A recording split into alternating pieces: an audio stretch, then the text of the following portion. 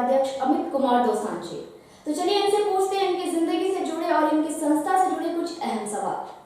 तो अमित जी, आपसे मेरा पहला सवाल यही है कि आपकी संस्था की और अपनी लाइफ की, जो आप कांग्रेस पार्टी में थे कई साल से, जिस तरह से सबको पता है, और फिर आपने अपनी संस्था की शुरुआत की, तो क्या योगदान रहा आपका? संस्था की जब मैंने शुरुआत की और जब मैं कांग्रेस पार्टी से 15 साल से बिलोंग कर रहा हूँ, तो मैंने संस्था के जरिए जो काम किया वो पार्टी में रह के काम नहीं किया जा सकता था। क्योंकि पार्टी में ऊपर के लोगों को जब तक आप इजाज़त नहीं लीजिएगा तब तक काम नहीं होता। संस्था एक अपना संस्था होती है जिसके जरिए हम लोग गरीबों की मदद करते हैं, मध्यम वर्ग को देखते हैं। विधवा पेंशन हम लोगों ने चालू करवाई। प्लस हमने ये भी जाना था कि आप लॉकडाउन के बीच में अपने कई गरीबों की मदद की, बहुत से बेसहारा, जितना हो सका हमने सबकी मदद की। सुबह का नाश्ता दिया, शाम का नाश्ता दिया, दोपहर का खाना दिया। जितना हो सका मैंने अपने स्तर से, बगैर किसी से चंदा लिए, मैंने अपने स्तर से गरीबों की बहुत मदद की और पूरा लॉकडाउन में मदद की। और एसडीओ की तरफ से भी मुझको बहुत कुछ सपोर्ट मिला।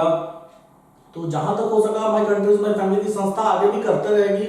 और पूरे लॉकडाउन में मैंने बहुत कुछ किया जो कि बताने के योग्य नहीं है, फिर भी आम जनता जानती है, क्योंकि बहुत कुछ लाइव नहीं दिखाया जा सकता है और जो दिखाने योग्य है वो जरूर दिखाया जाता है। बिल्कुल। अभी जैसा कि पता चला था कि आपने हेमंत सरकार, जो हमारी झारखंड सरकार है, उनसे आपने 50,000 से 25 लाख तक की बेरोजगारों के लिए लोन की डिमांड की। जी मैंने पूरी हुई? जी मैंने, हम लोग की संस्था माय कंट्रीज माय फैमिली ने हेमंत सरकार को कहा था जो भी बेरोजगार लोग हैं उनके लिए कम से कम या तो महीना 5,000 रुपया और नहीं तो कुछ ऐसा फंड का इंतजाम कीजिए जो कि गरीबों का शोषण बंद हो।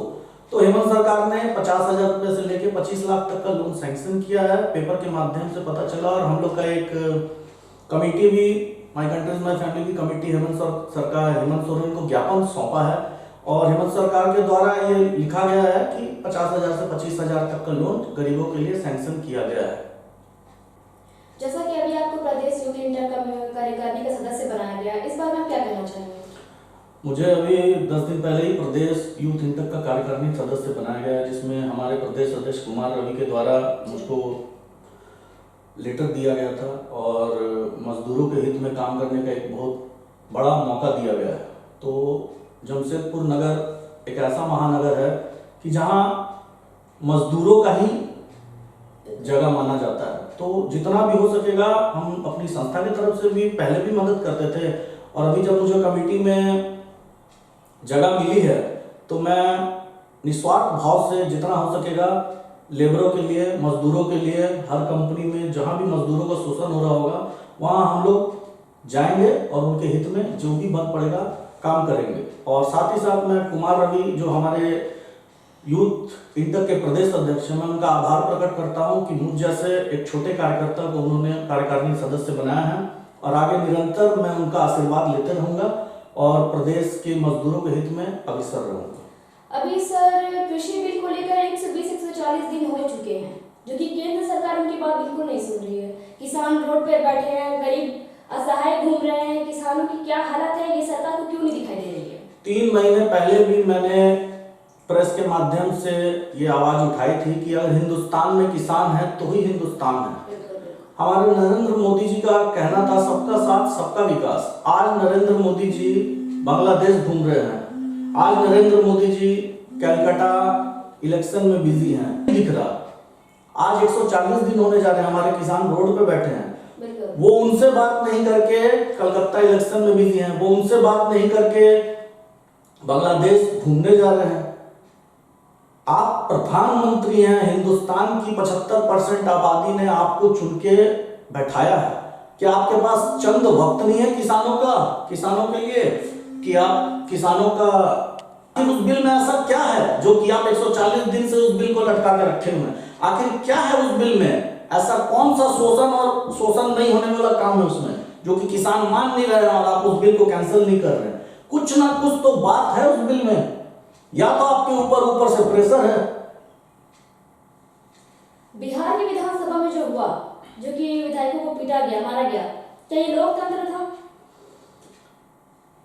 बिहार विधानसभा में जो हुआ वो बहुत निंदनीय घटना है और मैं इसका बहुत ही बुरा मानता हूं।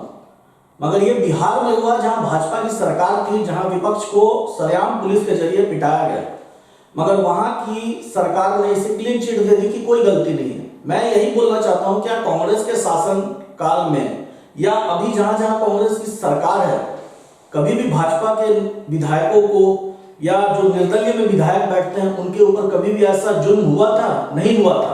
और आज भी महाराष्ट्र, राजस्थान, छत्तीसगढ़ में अगर भाजपा के विधायकों को पीटा जाए तो 24 आवर्स में हमारे नरेंद्र मोदी वहां राष्ट्रपति शासन लगा देंगे। तो क्यों नहीं उन्होंने बिहार में राष्ट्रपति शासन लगाया? क्यों? क्योंकि बिहार में उनकी खुद की सरकार है, इसलिए राष्ट्रपति शासन नहीं लगाया। खुलेआम पुलिस को छूट दी कि मारिए विधायकों को, जो जनप्रतिनिधि है, जो जनता के द्वारा चुन के आए हैं, वो अगर वहां पे आवाज नहीं उठाएंगे तो कहां आवाज उठाएंगे? ये बहुत ही निंदनीय घटना है और ये आज यहां हुआ है, कल कहीं और भी हो सकता है। इसीलिए मैं नरेंद्र मोदी से दरखास्त करता हूं कि इस तरह की वारदातों को आप रोकिए। आप एक प्रधानमंत्री हैं, आपके जरिए ही पूरा हिंदुस्तान है। आज 75% हिंदू भाइयों ने आपको मिलकर वोट दिया है, इसलिए वोट नहीं दिया कि जनप्रतिनिधियों को आप पीटे हैं। अमित जी, हम और हमारी जनता आपसे यही आशा करेगी कि आपका संस्था हमेशा ऐसे आगे चलती रहे और गरीबों के लिए और असहाय लोगों की मदद करती रहे। तो आप आम जनता को आप क्या संदेश देना चाहेंगे? मैं आम जनता को सिर्फ यही संदेश देना चाहता हूं कि मैं कोई पार्टी पॉलिटिक्स नहीं करता, मैं हिंदू मुस्लिम नहीं करता। मैं एक ही बात कहता हूं कि 5 साल पहले नरेंद्र मोदी ने कहा था, और नरेंद्र मोदी के जितने भी समर्थक हैं उन्होंने भी कहा था कि 100 रुपये पेट्रोल चाहिए कि 25 रुपये पेट्रोल चाहिए, सिलेंडर 800 रुपया चाहिए कि 400 रुपया चाहिए, सरसों तेल 90 रुपया चाहिए कि 140 रुपया चाहिए। भाइयों और बहनों, अगर आप गरीब जनता है, हम भी गरीब जनता है, आज अगर 90 रुपया का सामान हम 140 में ले रहे हैं, 500 का सिलेंडर जब कांग्रेस का शासन था आज हम 850 में ले रहे हैं, उसमें सब्सिडी का कोई डिमांड नहीं है, पेट्रोल 100 रुपया है, आने वाले वक्त में और बढ़ेगा, तो गरीब जनता हर जगह मर रही है। क्योंकि जैसे जैसे पेट्रोल का दाम बढ़ेगा, ट्रांसपोर्टिंग में राशन का भी दाम वैसे वैसे बढ़ता है। लोकल ट्रांसपोर्ट वाले दुखी हैं, पेट्रोल इतना, डीजल महंगा हो जा रहा है, कंपनी वाले उतना बेयर नहीं कर रहे हैं, खलासी रोड पे है, ट्रक मालिक रोड पे है, जिनके 10 टन ट्रैक्टर हैं वो रोड पे है। कहां से इस महंगाई को आप कंट्रोल कर पाइएगा?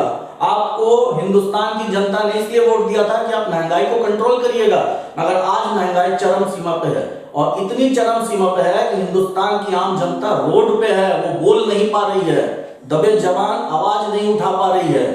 किस पे हम भरोसा करें? आपको हमने चुन के दिया है, हमारे माई बाप आप हैं, मगर आप ही हमें अगर रोड में खड़ा कर रहे हैं, आप ही हमारे साथ ऐसा व्यवहार कर रहे हैं, पूंजीपतियों के इशारे पे अगर हमको इतना महंगा सामान खरीदना पड़ेगा, तो ऐसी सरकार हमें नहीं चाहिए। और आपने कहा था कि 100 दिन में मैं इस्तीफा दे दूंगा, वो 100 दिन तो दूर की बात है, आज 7 साल होने जा रहे हैं। मोदी जी, जनता की आवाज को सुनिए और जनता की आवाज पे चलिए। अगर इसी प्रकार महंगाई रही तो आने वाले इलेक्शन में आप नहीं रहिएगा, क्योंकि जिसके पेट में लात पड़ता है वो आपको नहीं रखेगा, चाहे वो कांग्रेस की सरकार हो चाहे भाजपा की सरकार हो। अगर जनता सुखी नहीं तो नेता भी सुखी नहीं। तो चलिए आज के साथ आज के कार्यक्रम में समाप्त करते हैं और आपका बहुत बहुत धन्यवाद